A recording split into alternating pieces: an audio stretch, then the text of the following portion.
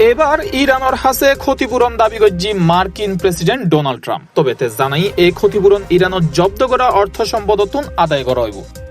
ট্রাম্পের এই বক্তব্যের পর তীব্র নিন্দা জানাই তেহরান।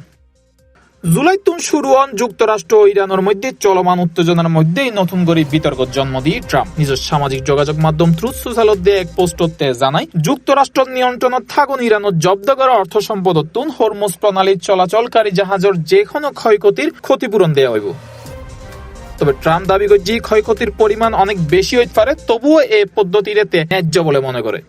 অন্যদিকে ট্রাম্পের এই ঘোষণা তীব্র সমালোচনা করিয়ে এনে ইরানের পররাষ্ট্রমন্ত্রী আব্বাস আরাকচি জানাই, অন্য একখান দেশের সম্পদ জব্দ করি ভবিষ্যতের ক্ষতিপূরণ মেটাইবার চেষ্টা অত্যন্ত বিপজ্জনক। এন পদক্ষেপ আন্তর্জাতিক সম্পদের নিরাপত্তা ও বৈশ্বিক আর্থিক ব্যবস্থার লাই হুমকি তৈরি করিতে পারে বলেও সতর্ক করেতে। International desk, C+ TV।